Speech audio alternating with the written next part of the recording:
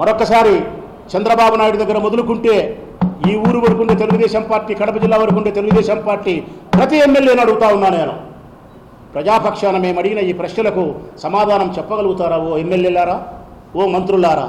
సజావుగా సక్రమంగా మీడియా ముందుకు వచ్చి ఒక్కొక్కటిగా 60 ఏళ్లకు పెన్షన్ ఏంది, 50 ఏళ్లకు పెన్షన్ ఏంది, 20 లక్షల ఉద్యోగాలేంది, నిరుద్యోగ భృతి ఏంది, గ్యాస్ కనెక్షన్ ఏంది, ఉద్యోగుల హామీలేంది, 1500 రూపాయల ఆడపిల్లలకు ఇచ్చే వ్యవహారం ఏంది, ఫీజు రీఎంబర్స్మెంట్ ఏంది, ఆరోగ్యశ్రీ ఏంది?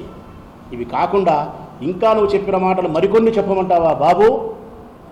నేను గెలిచిన తర్వాత కరెంటు బిల్లులు ఎప్పుడూ పెంచనని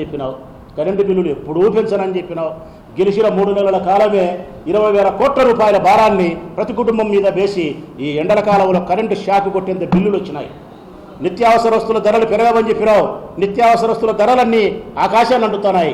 చింతపండు, బెల్లం, ధనియాలు, మిరపకాయలు, కొబ్బెర, బియ్యం, నూనె, పామాయిలు ఏది పట్టుకున్నా కూడా ఆకాశాన్ని ధరలు అంటుతున్నాయి. సమాధానం చెప్తావా? పేద మధ్యవర్తి వర్గాలకు చెప్పవా? డీజిల్, పెట్రోలు ఆగిత్యంగా మాట్లాడినాడు ఆ రోజు నీ కొడుకు, నువ్వు చాలా ఆగిత్యంగా. అర్థమైందే రాజా అని మాట్లాడినావు కదా రాజా. ఈరోజు చెప్పు, 6 సార్లు పెంచినావు, ఇప్పటికీ 6 సార్లు పెంచినావు రాజా డీజిల్, పెట్రోల్. సిగ్గు, శరం, మానం, మర్యాద ఏమైనా నీకుంటే ప్రజలకు సమాధానం చెప్పు. డీజిల్ పోసుకొని బండ్లలో పోతారా, పెట్రోల్ పోసుకొని పోతారా, నీళ్లు పోసుకొని పోతారా, లేకుంటే ఇందు పోసుకొని పోవాలన్నా బండ్లలో? సమాధానం చెప్పాల్సిన బాధ్యత ఈ ప్రభుత్వానికి లేదా? కరెంటు బిల్లులు పెంచుతివి, నిత్యావసర ధరలు పెంచుతివి, డీజిల్, పెట్రోల్ పెంచుతివి, ఇయ్యాల్సిన సంక్షేమాన్ని ఇవ్వకపోతివి, చెప్పిన అభివృద్ధిని చేయకపోతివి. ఇవన్నీ కాదని మేము ప్రశ్నిస్తే మా మీద కేసులు, పోలీసులు మా మీద ఉసిగొల్పే కార్యక్రమాలు చేస్తున్నావు.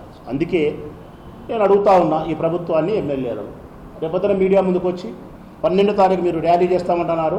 ఎందుకు చేస్తారబ్బా? చెయ్యాకండి. మీరు చేసే ర్యాలీ తప్పు, మీరు చేసే నిరసన తప్పు.